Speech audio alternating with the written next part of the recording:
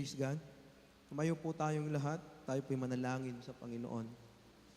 Dakilang Diyos sa aming Ama sa langit. Binubukas po namin, Panginoon, ang amin pong puso sa umagang ito. Nagpapakumbaba, patuloy po naming inaamin, wala po kaming magagawa kung wala po kayo sa amin. Salamat, Lord, sa pangako ng inyo pong presensya. Kapag may 2 o 3 nagkatipon sa inyong pangalan, ayon po sa inyong salita, sinabi po ninyo, kayo po ay nasa kanilang kalagitnaan. We acknowledge, Lord, your presence in our midst. At patuloy, Panginoon, kayo po ang siyang manguna. Humipo ng amin pong mga puso. At tunay, Panginoon, maranasan po namin ang kapayapaan, kagalakan, kapanatagan, pag-asa, at pananagumpay, O Diyos, sa amin pong buhay. Salamat sa pagkakataon na kayo po ay purihin, sambahin, dakilain, at itaas ang inyong dakilang pangalan. Salamat po sa buhay ng bawat isa na narito ngayong umaga. At kami, Panginoon, ay naparito upang bigyan kayo ng kapurihan, upang dakilain kayo, upang itaas, Panginoon, ang inyong dakilang pangalan. Higit, O Diyos, nais po namin, mabigyan po kayo ng parangal. We want, Lord God, that our life be acceptable and pleasing, Lord, sa inyo pong harapan. Forgive us, Lord, sa lahat ng bagay na hindi ho nakakalugod sa inyo, sa amin pong pag-iisip, sa amin pong gawa, sa amin pong sa amin pong puso, Panginoon. Anumang bagay, Lord, na hindi po nakakalugod sa inyo. Ngayong umaga, linisin niyo po kami. Search our hearts, O God, and cleanse us, Lord, from all unrighteousness, O God. At malaya, Panginoong, dumaloy ang kapangyarihan ng inyong presensya at ang pagkilos ng banal na Espiritu sa amin pong puso. Salamat, Panginoon, inaangkin po namin ang pagpapala, ang inyong pangako. Inaangkin po namin, Panginoon, ang kagalingan. Inaangkin po namin, Panginoon, ang kalakasan. Inaangkin po namin, O Diyos, ang inyong masaganang biyaya, habag at grasya sa buhay po namin. Inaangkin po namin, O Diyos, ang pananagumpay. In the name of Jesus, the name above all names. Salamat, Panginoon. Ito po ang aming dalangin in Jesus' name. Amen and amen. Palakpakan natin ang Panginoon. Hallelujah. Magandang umaga po sa ating lahat at purihin po ang Diyos ngayong umaga.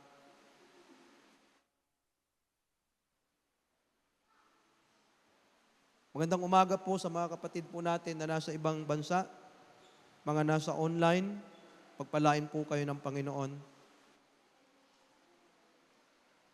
Balikan po natin yung ating pong pag-aaral sa salita po ng Diyos.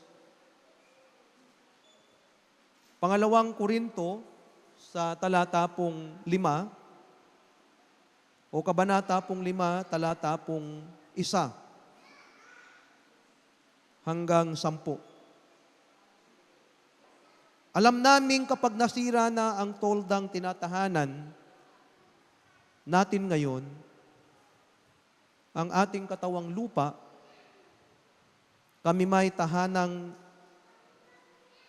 nasa langit na hindi kailanman masisira, isang tahanang ginawa ng Diyos at hindi ng tao. Dumaraing kami habang kami nasa toldang ito at labis na nananabik sa aming tahanang makalangit, upang kung mabihisan na kami nito ay hindi kami matagpuang hubad. Verse 4, Habang nakatira pa kami sa tuldang ito, kami naghihinagpis at dumaraing. Hindi dahil nais naming iwaksi ang katawang panlupa, kundi dahil nais na naming mabihisan ng katawang panlangit. Sa gayon, ang buhay na may katapusan ay mapapalitan ng buhay na walang hanggan. Ang Diyos mismo ang naghanda sa amin para sa ganitong pagbabago at ibinigay niya sa amin ang Espiritu bilang katibayan na ito'y matutupad. Verse 6, kaya't laging malakas ang aming loob, alam naming habang kami narito sa katawang lupa, hindi kami mapakapasok sa tahanang inihanda ng Panginoon, sapagkat nabubuhay kami batay sa pananampalataya at hindi sa mga bagay na nakikita. Verse 8, malakas ang aming loob at mas gusto pa nga naming iwan ang katawang ito na aming tinatahanan upang manirahan na sa piling ng Panginoon. Kaya ang pinakananais namin ay maging kalugod-lugod sa Kanya.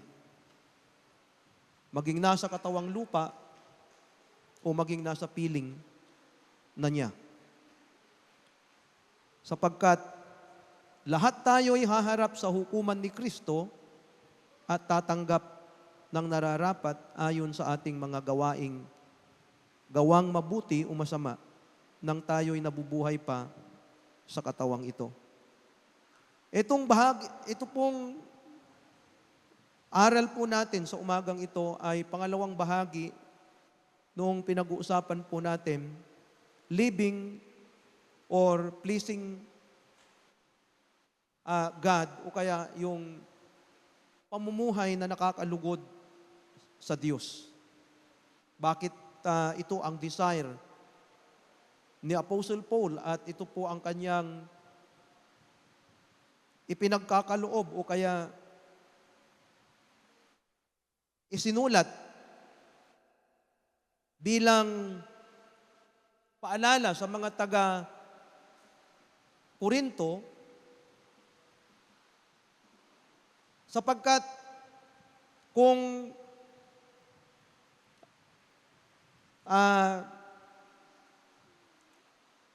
pag-aaralan nating maigi itong maiksing talata na ito,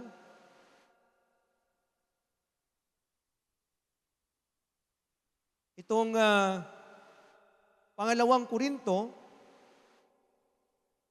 kabanata 5, talatang 1 hanggang 10, kung babasahin po natin ito at atin pong uunawain, binabanggit po dito yung pagiging temporary ng katawang lupa na mayroon po tayo o yung mga bagay na mayroon po tayo.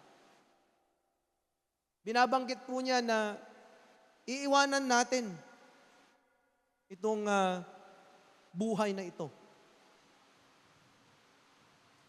Binabanggit po niya na mayroon pang mas higit. Kahit gaano pa kaganda, gaano pa sasabihin po nating napaka-komportable ng pamumuhay mo, hindi ito maikukumpara doon sa bagay na inihanda po ng Diyos. Kahit ho sabihin, o ibig sabihin ni Apostle Paul ay mayroon na yung lahat ng bagay na tinatamasa mo sa mundong ito. Ang katotohanan, itong katawan na ito ay lilipas at hindi ho tayo mabubuhay ng magpasawalang hanggan dito sa mundong ito. Kaya nga po binabanggit niya na habang tayo po ay nandito sa katawan na ito, hindi tayo pwedeng makapasok sa langit. Yung tahanan na inihanda po ng Diyos para sa bawat isa. So ang sinasabi po ni Apostle Paul dito sa talatang ito, dahil pansamantala ang buhay, pansamantala ang katawan po natin na ito, kahit gaano pa kaganda, gaano pa kalakas, at kahit gaano pa kaganda yung atin pong kalalagayan, ang sabi ho ni Apostle Paul, lilipas ito.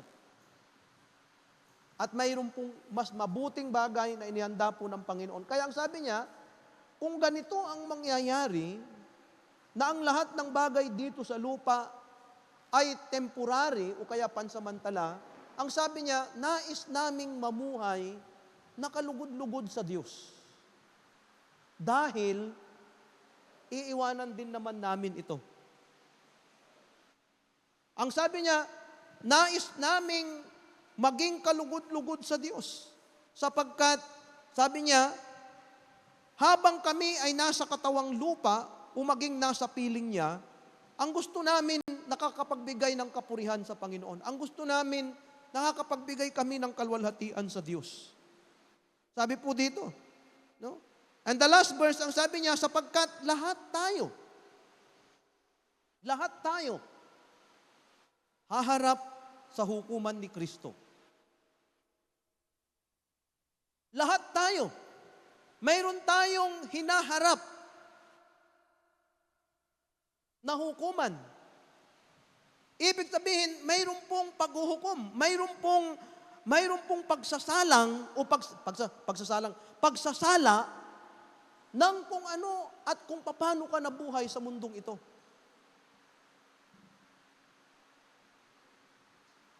Tayo po ay haharap sa pamantayan po ng Diyos at titignan kung tayo po ay, sabi ho, magiging katanggap-tanggap at nararapat ayon sa ating mga gawain o ginawang mabuti man o masama nang tayo'y nabubuhay pa sa katawang ito. Mayroon po tayong sagutin sa harapan po ng Diyos. Mayroon po tayong dadaanan at titignan. Ang sabi po dito, anumang ginawa mo, mabuti man o masama, nang ikaw ay nabubuhay pa sa katawang ito, tatanggap ka ng karampatang. Sabi po dito, haharap ka sa hukuman ni Kristo, verse 10, at tatanggap ng nararapat ayon sa ating gawang mabuti o masama. Kaya po napakaganda nung desire po ni Apostle Paul na sinasabi po niya sa mga taga-Korinto. Ang sabi niya, nais namin o ang pinakananais namin ay maging kalugod-lugod sa harapan ng Diyos. Kasi alam nila, kung darating ang pagkakataon na tayo po ay haharap sa Diyos at pananagutan natin ang anumang bagay na ginawa natin, mabuti man ito o masama, then ang sabi niya, sa ganoon, mas magandang naisin natin, i-desire natin na maging kalugod-lugod sa Diyos. Kaya nga po mga kapatid, sa lahat ng ginagawa po natin, huwag nating iisipin kung ano ang sasabihin nung iba. Ano ba ang masasabi ng Diyos sa iyo? Hindi kung ano yung sinasabi po ng iba. Huwag ho nating isipin yung opinion ng iba. Aliwan, importante sa opinion na arumatoo. Sa importante, anto'y naibabaga na Diyos. At walang panbibilay mo. Maraming pagkakataon, iniisip natin ang sasabihin ng ibang tao. Pag nanangda kaya manbibiblia say tatak say sakay ya amay nununutan tayo ang piano ulukan daak. Ang piano balawan daak. Hindi ho mahalaga ang sasabihin ng iba kung patungkol sa paglilingkod sa Diyos. Ang importante, yung kung ano ang sinasabi ng Diyos at kung ano ang tingin sa iyo ng Panginoon.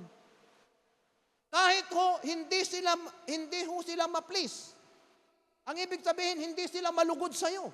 Dahil naglilingkod ka sa Panginoon, ang importante, nalulugod ang Diyos sa buhay mo. Amen.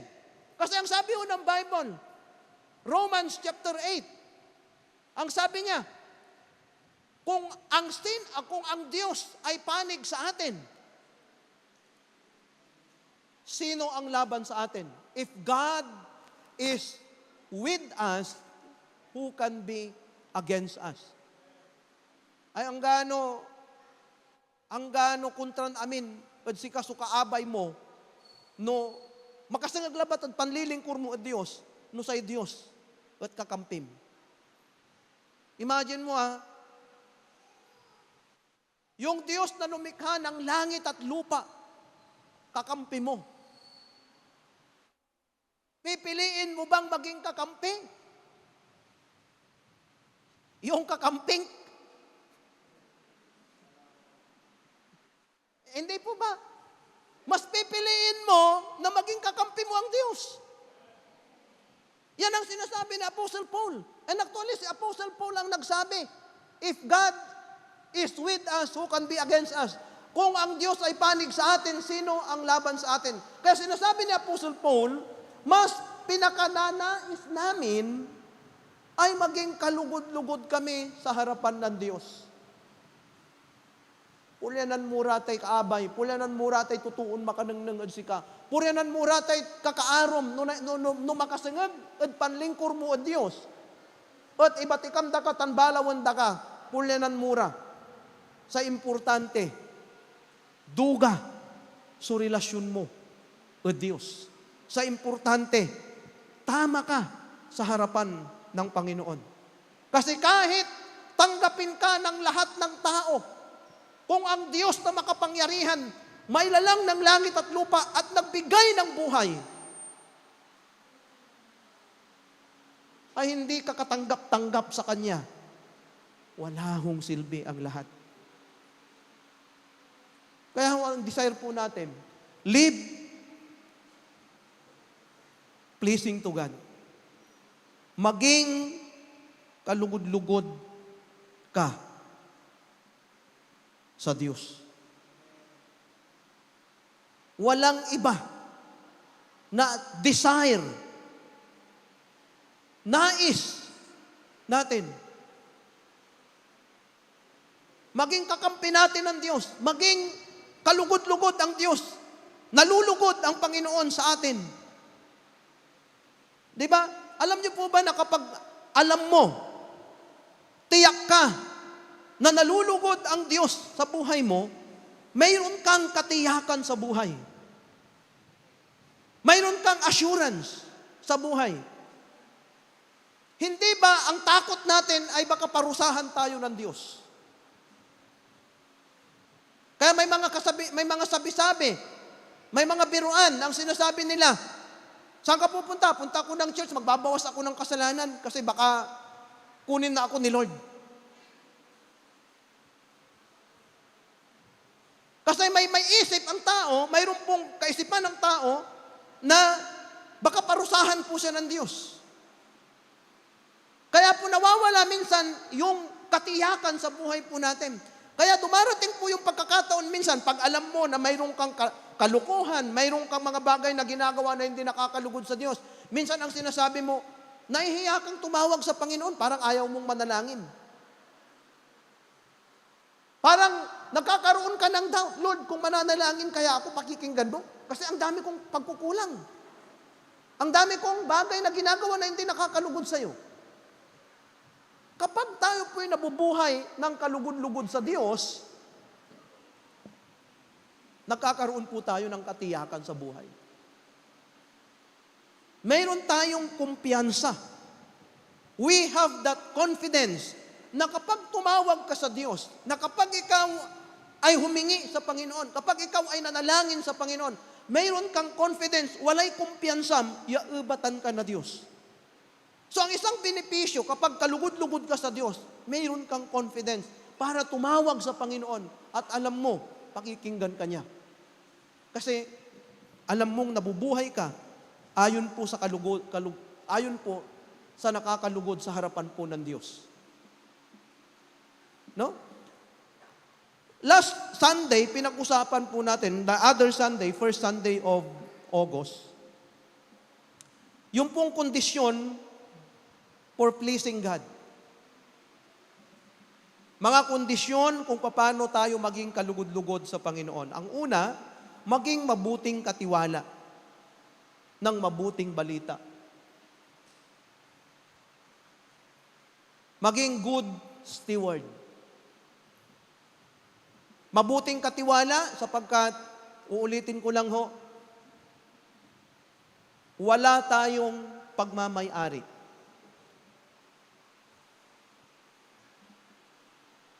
Wala tayong pagmamay-ari. Kahit ang buhay natin, pinahiram ng Diyos sa atin. At hindi natin kayang pigilin kapag ang Diyos, babawiin na niya yung pinahiram niya. Kasi hindi natin yan pagmamay-ari. Kung pagmamay-ari mo, halimbawa, mayroong kang binili, bumili ka ng sasakyan mo, nakapangalan sa'yo, hindi pwedeng pakialaman ng iba yan. Binili ko yan. Kaya gagamitin ko yan kung gusto ko at ipapahiram ko yan kung gusto ko. Walang pwedeng kumuha sa akin yan kasi pagmamay-ari ko yan. Kung tayo po ay katiwala at pinagkatiwalaan ho tayo ng Diyos, ang ibig sabihin, wala tayong karapatan na pigilin kapag ang Diyos kukunin na po niya sa atin. At ang katotohanan, pinakauna na makikita po natin dapat, ang buhay natin binigay ng Diyos, pinagkatiwala ng Diyos. At kapag babawiin na niya, wala kang magagawa.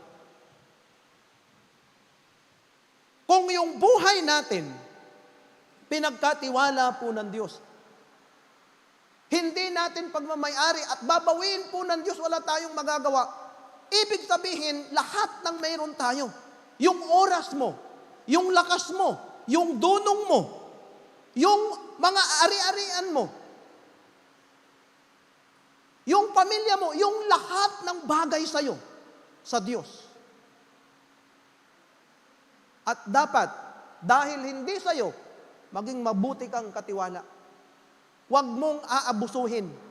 Huwag mong sasambahin ang anumang bagay na nasa sayo sapagkat pinagkatiwala sayo yan. Binigay ng Diyos yan. Dapat maging mabuti kang katiwala. Pag ang mabuting katiwala, inaalagaan niya. Pinagyayaman niya yung bagay na pinagkatiwala sa kanya. Ginagamit niya ayon doon sa kung ano ang nararapat. Ginagamit niya yung mga bagay na yun para sa kapurihan ng Diyos. Yan ang mabuting katiwala. Kaya nga sabi niya, maging kalugod-lugod sa harapan ng Diyos. Kapag ikaw ay isang mabuting katiwala, ang buhay mo mismo, hindi mo gagamitin para sirain, kundi gagamitin mo dapat maging kapurihan sa Diyos. Ano mang meron ka, yung kapangyarihan mo, yung posisyon mo, huwag mong gamitin para sirain ang iba. Huwag mong gamitin para i-take advantage ang iba. Gamitin mo para makapaglingkod at malugod ang Diyos. Yan ang ibig sabihin ng isang mabuting katiwala. Ano mang pinagkatiwala sa iyo, gamitin mo ayon sa kung ano ang layunin, bakit ka binigyan ng buhay, bakit ka binigyan ng ganoong pagkakataon. Mabuti kang katiwala. Pangalawa, maging masunurin.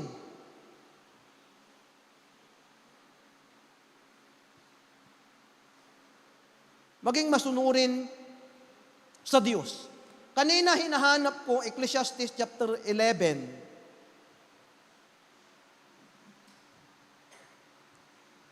Yung sinabi ho ni Solomon,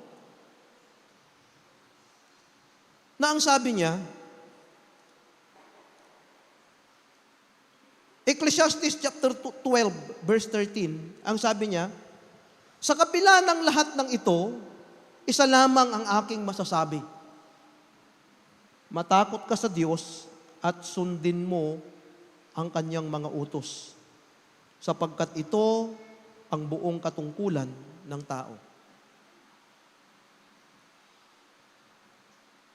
Say gma na Dios. Ud bilay na balang sa kayod si katayo, nan initdan to tayo na bilay. Say kuan nan Solomon, to fear God and obey His commandment. This is the conclusion of the whole matter. Sa lahat ho ng mga bagay na tinamasa ho ni Solomon, sabi ho kanina sa words of encouragement, pinakamatalino si Solomon, pinakamayaman si Solomon, pinakama-impluwensya si Solomon. Pero ang sabi niya, trust in the Lord with all your hearts. Trust in the Lord with all your heart. Marunong siya, matalino siya, mayaman siya, malawak ang kanyang impluwensya. Pinagkatiwala po lahat yan sa kanya ng Diyos. Alam niyo po ba sa bandang huli, sabi niya, walang silbi ang lahat ng ito. Ang lahat ng bagay, everything under the sun, walang silbi. Ang conclusion niya, sa ikwanto, si katuya sunupagyagawaan. Takutan su Diyos, tan unuren, sugad ganto. Ang dami ho niyang pinagdaanan. Si Solomon at ating agagik nung kanyang panahon, kung babasahin po natin at apag-aaralan, say gold, ordinaryon bato, ng panahon ng Solomon. Nan ipaalagay ito sa templo. Wala ray wall, wala ray pader, wala ray lugar. Yan o inar, pure, ya gold. Iyon, ganoon ang pagpapala, ganoon ang biyaya ng Diyos nung panahon po niya. Pero sa kaysa conclusion to at tatagagig, matakot ka sa Diyos at sundin ang kanyang kautusan. Please, or pleasing the Lord in our life is obedience. Pagsunod. Amen. Pagsunod saan? Sa salita po ng Panginoon. Pagsunod po sa kung ano ang sinasabi ng Biblia. Paghahanap po ng kalooban po ng Diyos. Yan po ang ibig po niyang sabihin. Hallelujah. No? Pleasing the Lord is obedience to Him. Pangatlo, ito yung parang part 2. Manampalataya sa Diyos. Manampalataya sa Diyos. In Hebrew, chapter 11, verse 6, nabanggit na po natin ito at nabasa po natin, hindi maaaring kalugdan ng Diyos ang walang pananampalataya sa Kanya.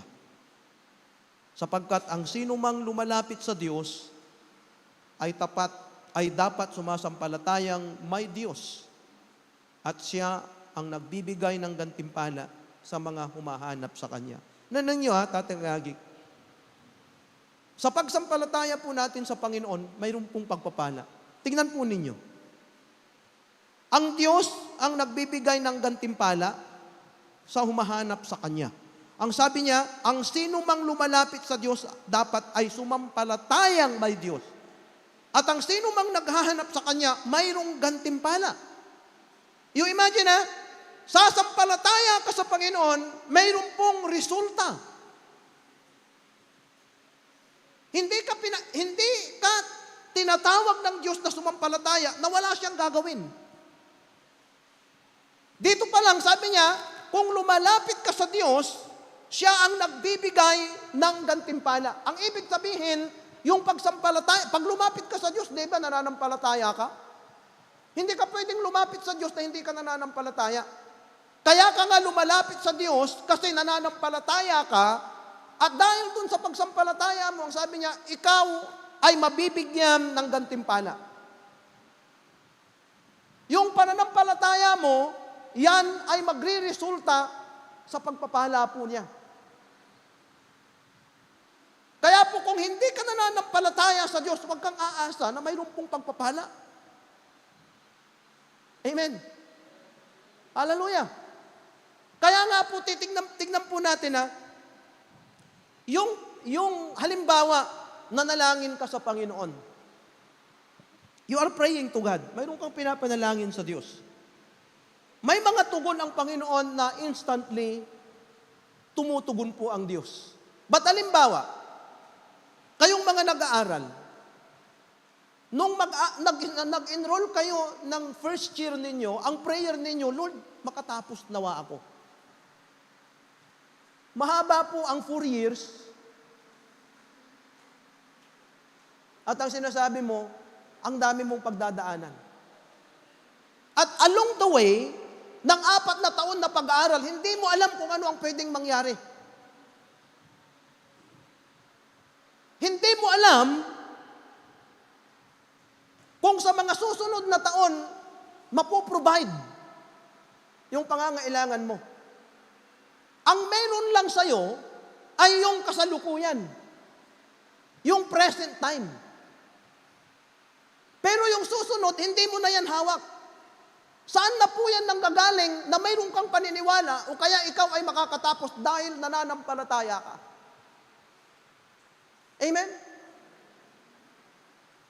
Along the way, yung pananampalataya na yan ang magdadala sa iyo doon sa pinapanalangin mo. Lord, makakatapos nawa ako. At ang dami mong kailangang pagdaanan, ang dami mong struggle, ang daming pwedeng mangyari na pwedeng magiging dahilan na hindi ka matatapos. Kaya lang, because of your faith, the day na nanalangin ka, isusustain niya yung 4 na taon hanggang sa makita mo na makatapos ka. Ang ibig sabihin, ang faith ay kailangan, it is a continuous believing in God. Sa bawat hakbang, sa bawat araw, sa bawat linggong dumadaan, mas dapat pinagtitibay mo yung pananampalataya mo sa Panginoon. Dahil yun ang magsusustain sa'yo para mangyari yung pinagpipray mo sa Panginoon. Amen? Hallelujah. Kahit nakikita mo, hindi posible. Pero mayroon kang prayer. Iyon ho yung nagpupush. Lord, kapag lumalapit ka, dapat nananampalataya ka. And it pleases the Lord. Nakikita ho ng Panginoon yun. Nakikita ho yung struggle. Na talagang alam mo, walang pwedeng mangyari, pero dahil sa iyong pananampalataya. Naunawaan po natin, mga kapatid, ganyan po katindi ang pananampalataya. Ang sabi nga po ay, mayroon akong pinost, di ba? Faith, open the eyes. Hindi ko lang ma-memorize po yun eh. Na kahit mayroon pong discomfort, mayroon pong discouragement, naniniwala tayo. Kasi ang sinasampalatayanan ho natin ang Diyos. Hallelujah. Kahit ho madilim, kahit ho hindi natin alam kung ano ang pwedeng susunod sa paghakbang po natin, pero yung pananampalataya ang nagbibigay po sa atin. Di ba sabi ho ng Bible, Psalms 119, verse 105. Ang sabi niya, Thy word is a lamp to my feet and light to my path. Ang salita ng Diyos ang ilawan ng aking daan at liwanag sa aking ang salita ng Diyos ay ilawan sa aking paghakbang at liwanag sa aking pong daraanan. Di ba mga kapatid? Ang ibig sabihin, kapag sumampalataya ka sa salita ng Panginoon, na sinabi niyang, thy word is light or lamp unto my feet. Yung kada hakbang mo, ang salita ng Diyos nagbibigay ng liwanag doon sa hakbangan mo. Halimbawa, pag pumunta ka sa isang lugar na madilim, ang kailangan mong gawin, halimbawa, limoob ka't kwarto. Kaya po palagi, ang switch ng ilawan sa kwarto, pagbukas mo ng pinto, switch. Ang tusaragya, pagbukas mo ng pinto, laka ni Dimanad. Basel, Brother Luis, di ba? Di ang bilungat, paano mo unlay? Di, harapan mo may switch. So sa logic, pagbukas ng pinto, switch, para makita mo kaagad yung liwanag. Ay, yung buong kwarto. Pag madilim, at mayroon kang hahanapin sa loob ng kwarto, isuswitch mo yung ilaw. Yung switch ng ilaw, makikita mo yung buong kwarto. Kapag mayroon kang nilalakaran na hindi ka tiyak, kasi hindi mo alam ang pwedeng mangyari. Kapag tayo po'y may bagay na gustong gawin sa buhay po natin, nag-aaral ka, halimbawa, yan ang gusto kong gamitin. Kapag nag-aaral ka, ang nakikita mo lang yung simula at saka yung kasalukuyang nangyayari sa'yo. Pero yung halimbawa, first time nag-enroll ka, yung second sem, hindi mo alam kung anong pwedeng mangyari. Hindi mo nga alam kung makakapag-enroll ka by next sem. Saan nang gagaling na naniniwala ka na mayroon kang makakapag-enroll ka ng next sem? Because of your faith. Dahil nananampalataya ka. Di ba? Kapag ang salita po ng Panginoon sinabing light, nililiwanagan niya yung hahakbangan mo. Pero yung susunod, hindi mo pa alam. Ang sabi po, hindi limitado sa pagiging light. Kung hindi, ang sabi niya, ay hindi limitado sa pagiging ilaw. Lamang ang salita ng Diyos. Pero, sabi niya, it is light or liwanag. Numansansal ka na kandila, nuwad yan untan tuway, nanandang mo may dadalanan mo diyan. Pero at the same time, habang humahakbang ka, naliliwanagan din yung dinadaanan mo, di ba? Naliliwanagan din yung dinadaanan mo. Ang pananampalataya, ganoon. Nung nanampalataya ka, nandito ka, habang humahakbang ka, nakikita mo yung hinahakbangan mo. Pero, nakikita mo rin yung pupuntahan mo. Dahil naliliwanagan. Yan ang ibig sabihin ng pagsampalataya sa Diyos. Amen? Nakikita natin yung pwedeng gawin ho ng Diyos ahead of us. Kaya mayroon tayong katiyakan, mayroon kang pag-asa dahil nakikita mo yung susunod. Hindi lang yung dito.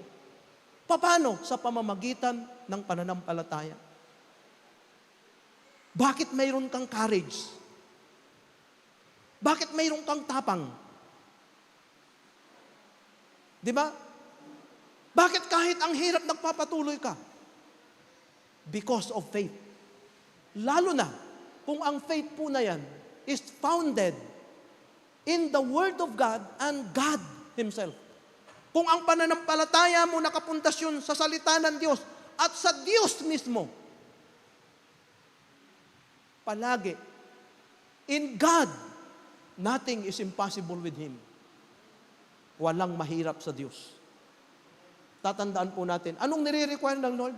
It is your faith. Ang sabi, manampalataya ka sa Diyos. Wala kang ibang sasampalatayanan kung hindi si Lord.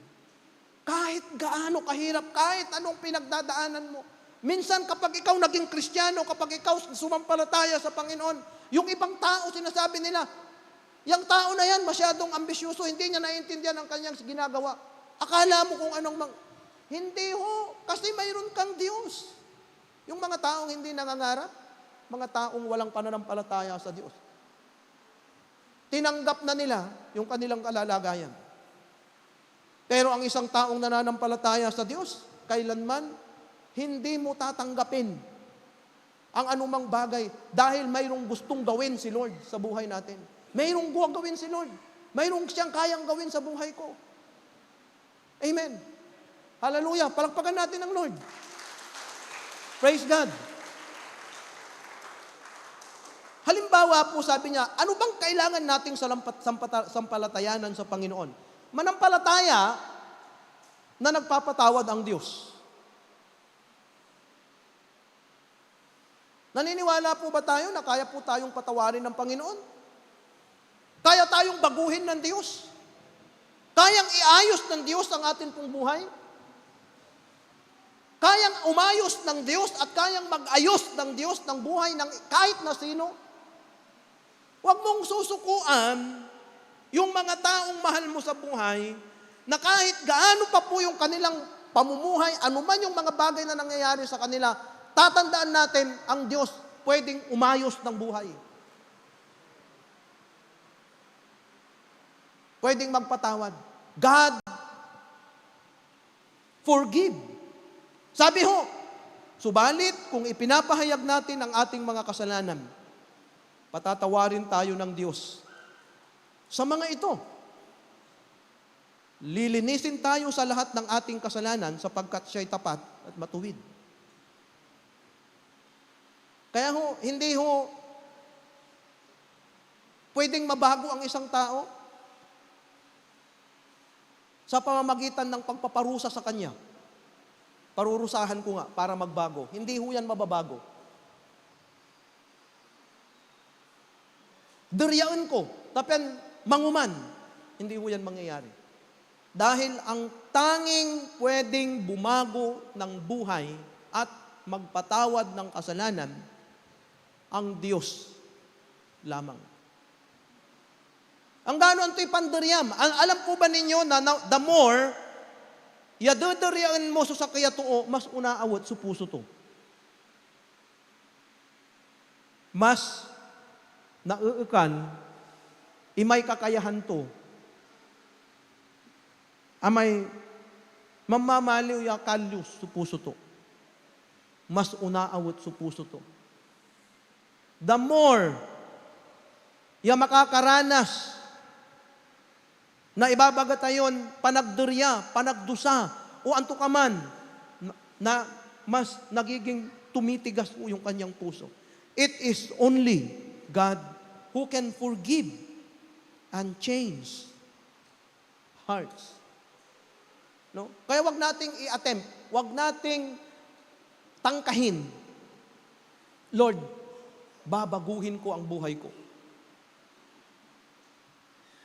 Lord,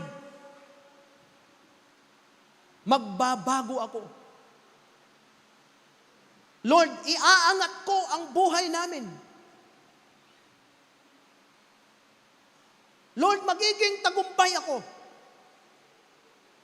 Palagi, magsisimula po tayo palagi sa baba.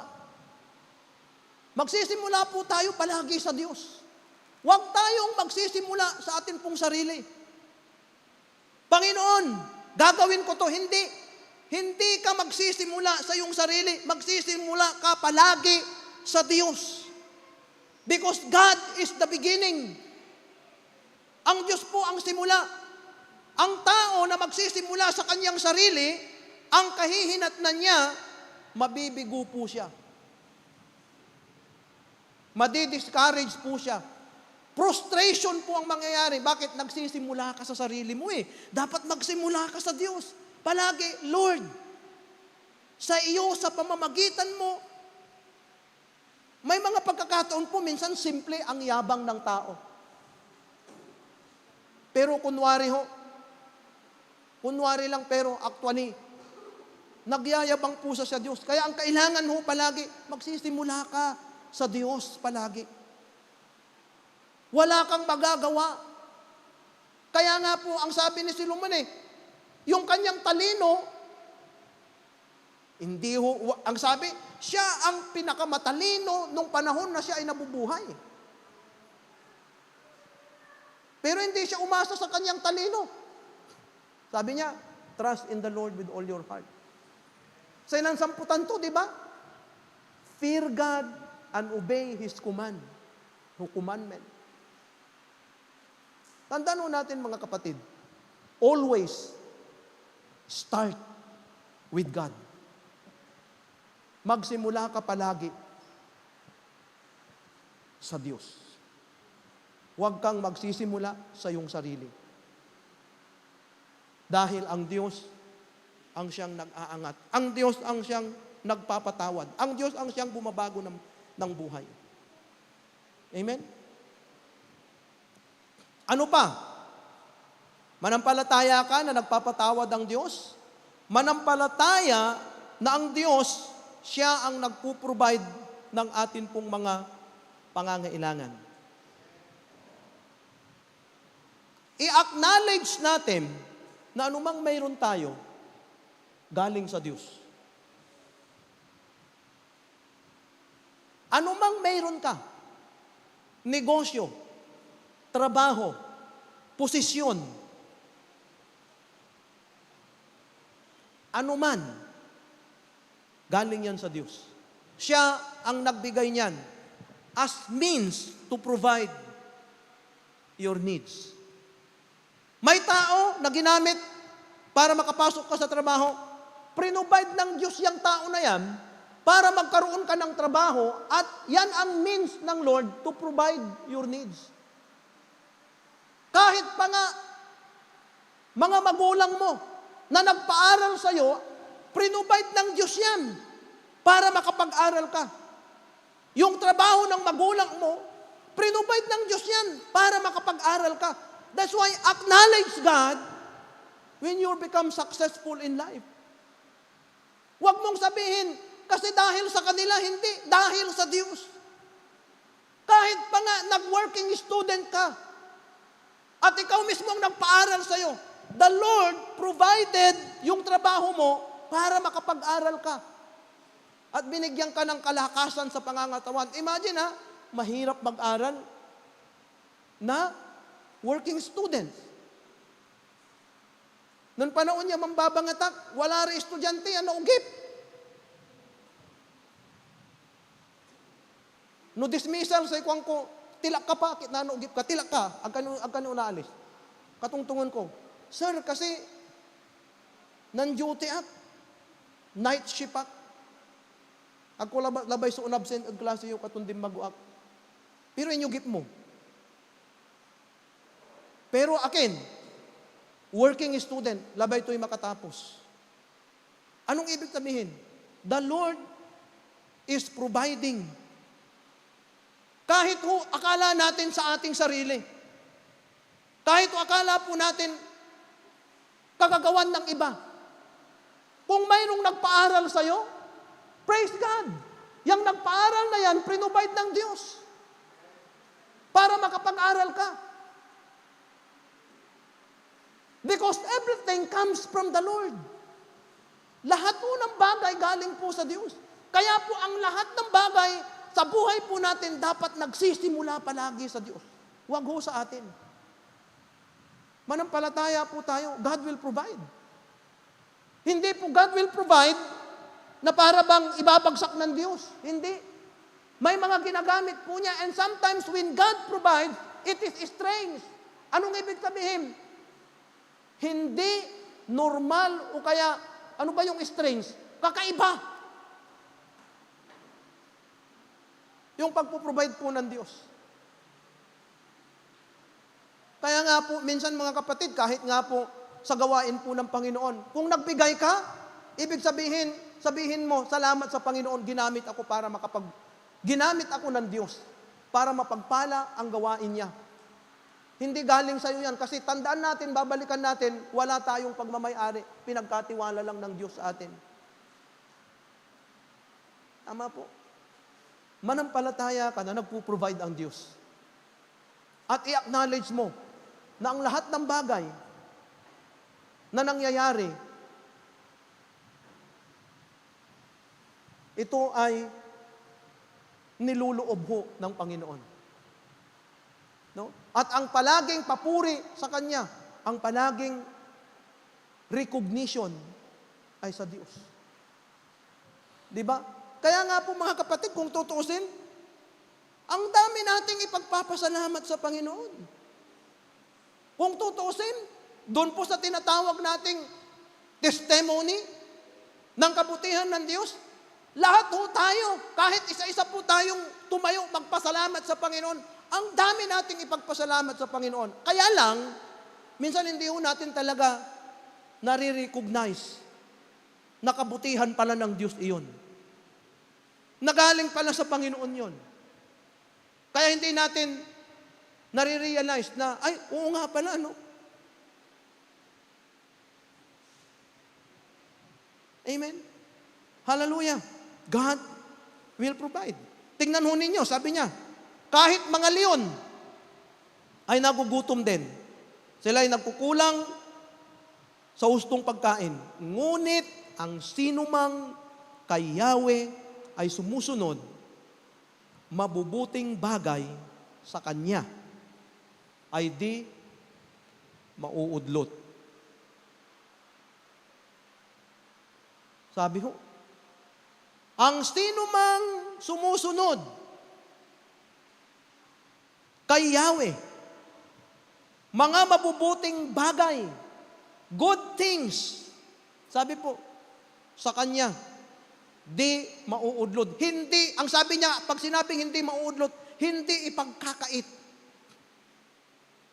Alam niyo po yung hindi ipagkakait? Magiging mapagbigay ang Diyos.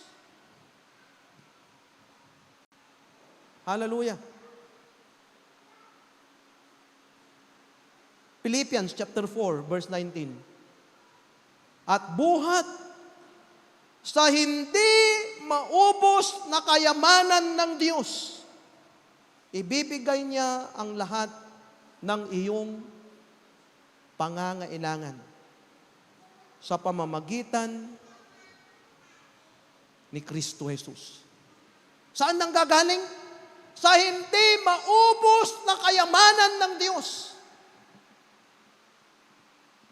Unlimited resources of God. Sabi niya, ibibigay niya ang lahat ng iyong kailangan sa pamamagitan ni Kristo Jesus. Ang bida po dito, si Kristo. Ang bida po dito, ang atin pong Panginoong Hesus. Anong nire-require niya? Manampalataya ka sa Diyos. Hallelujah. Panghuli, huwag kaligtaan ang paggawa ng mabuti. Sa simpleng paraan po natin, huwag nating kaliligtaan ang gumawa ng mabuti. Magandang bagay ho, ginagawan po tayo ng mabuti. Pero ang sabi ho ng Bible, it is better to give than to receive. Huwag mong kaliligtaang gumawa ng mabuti. Ang paggawa ng mabuti ay maraming kaparaanan. No? At ang paggawa ng mabuti, hindi nakabatay sa kung ano ang mayroon ka. Huwag mong sasabihin, magbibigay ako kapag medyo okay na. Hindi ho. Dahil kailanman po hindi magiging okay ang okay. At kapag iniintay po natin kung kailan magiging okay na at saka ka magbibigay, hindi ka na makakapagbigay. Kasi nga, huwag kaligtaan ang paggawa ng mabuti. Maging ugali ng atin pong puso ang paggawa ng mabuti. Mayroon pong verse sa Proverbs nang sabi niya, pag ikaw gumawa ng mabuti sa mahirap, pinautang mo ang Diyos. Mayroong babayaran ang Diyos sa iyo. Anyone who lend to the poor, God owe. to you. Sulat po yan ni Solomon. Pag tumulong ka pala sa mga mahihirap, pag gumawa ka pala ng mabuti, ang sabi niya, may utang ang Diyos sa iyo at ang Diyos ang magbabayad sa iyo. Amen? Ang galing. Ang ganda ho. Na may utang si Lord. Ang ibig kong sabihin niyan, ang wisdom po niyan, hayaan mo, tumulong ka. Si Lord ang bahala na sasagot sa kung ano yung pangangailangan mo. Hayaan mo lang. Kung kaya mo, gawin mo. Dahil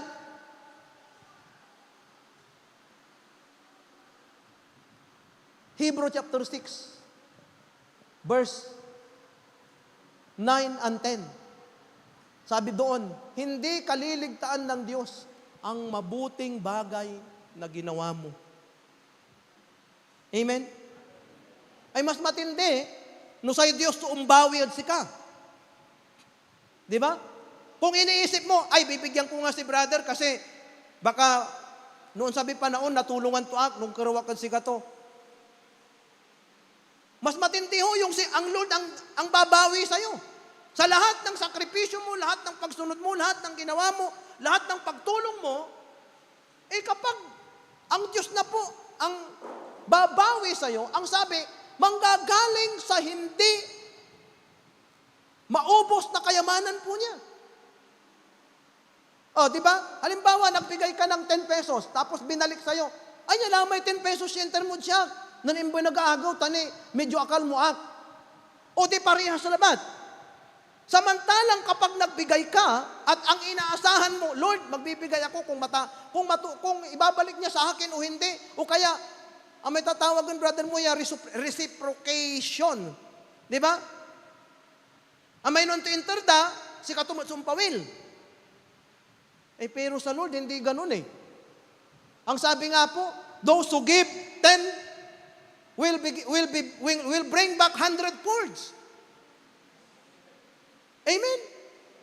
Kapag sa Diyos ka umasa, anumang ibibigay mo, anumang tulong mo, anumang bagay na gagawin mo, gawin mo para sa Panginoon at hayaan mo na si Lord ang siyang tumugon. Hindi yung tao. Kaya nga kung ganyan ang isip natin, pinipili natin kung sinong tutulungan natin. Ay, tulungan kuya, ay, tani, ay, antak yan, makatulong mo tadyak yan, unkyan. Ay, tulungan kuya, anggap mo na itulong tadyak yan. Mayroong mindset na ganun. Katong say papariguan mo labat, amay kaabay mo, yan ayarin to kamo, yan na pariguan. Sa ililibrim labat, amay to, yan ayarin to kamo, yan ilibre, tanwag to ka nilibre, ililibre ka na yun, nagtukang ka nilibre. Mahilig at libre. Di ba? Nanunutan ko may mensahe ng brother mo, ng parigulan ng parigo. Tamay kaabay ta, papariguan to nainay, katanang kaya lamang asaliw na sira to, aglaman lulo to. Tatalaran ng tulamay parigo. Nunang kisalay bawang, naaangob tula. Katon agtulamang asaliw, manluto laban na niluto. Ay pigay bulan mo, kaya pinariguan dalan pinariguan. Sa kaya agaw ng kin, agdala pariguan, brother mo, di ba? Alaga rin to, nanlutulay niluto, mangan lakumon, pero ang napulay interdag si katon na akam, ay pinariguan na ipangan, bangkalaw. Huwag tula na alagar. Kumare, akinay. Amamala papariguan. Alaga rin kulag, aklangaliw na sirak. Nanutok laban na nilutong kapipangan ko. Kumare, ang kapulay yaong ko, watan latsikan amin.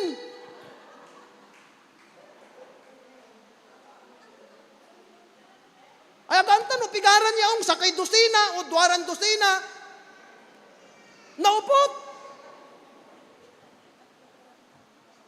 Naupot la. Takin, say gagawin to awat lan awat. Agtong balot, ipapawil may yaong maong labak kumunde ipawil to. Katun no wala rin yaong yu, yaging pawil, ipawil yu. Pero ano wala panginan ta. Di ba? Anong ibig po nating sabihin? Huwag nating kaliligtaang gumawa ng mabuti. At huwag nating, sa paggawa natin, huwag nating asahan na yung ginawa natin ng mabuti, siya ang tutugon sa atin. Kung hindi, ang Diyos. Tingnan nun ninyo, do not forget to be kind and liberal, full of love, sympathy, understanding, readiness to help, encouragement, and unselfishness. Ano man ang kaya nating gawin, maliit man o bagay, na bagay. Romans chapter 12, verse 13, tumulong kayo sa mga nangangailangan na mga kapatid at patuluyin ninyo ang mga taga-ibang lugar. No? Another verse, last verse. Ang mga tinuturuan ng salita ng Diyos ay dapat magbahagi ng lahat ng magagandang bagay sa mga nagtuturo. So mayroon tayong obligasyon. Sino yung mga tinuturuan? Ang sabi, sila ay magbabahagi ng magandang bagay sa mga nagtuturo. Amen? Yan po ang ibig sabihin. Huwag kaligtaang gumawa ng mabuti. Part ng libro po ni Timothy, sinabi niya, maging matulungin kayo sa mga nasa in the household of faith, sabi niya. Kaya po alam niyo mga kapatid, kung mayroon pong blessing dito sa simbahan, kung sino po yung nandito, siya po ang makakatanggap. Kasi siyempre uunahin mo yung household of faith. Di ba? Hallelujah. Kaya po pag may pagpapala, actually, nakalista ho lahat yan. Walay listaan. No? Mong labat tanggap po yung nadadrop. Di ba, Brother Brother Marlon, di ba? Mong tanggap po yung idadrop. Kundara may teacher di ay. Kasi ho, siyempre, uunahin mo, nabibigyan ng tulong, papakitaan ng pagmamahal. Yung una sa pamilya mo. Di ba? Labayo si Ren. Walay blessing di man niya ituray na simbaan. Tapos sa ibagam, kino yan, tamimper at simbaan, nilabasan di abong ko. Samantala nga may identity man ay, aliwan member. O di ba, mang-complain ka, Sister Lilia?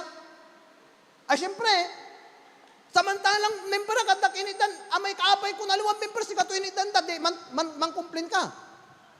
Dapat unaan mo na yung pamilya na panani siya. Amen? Hallelujah. Huwag kaligtaan ang gumawa ng mabuti. Palakpakan natin ang Lord. Praise God. Tumayo po tayong lahat mga kapatid. Purihin po ang Panginoon ngayong umaga.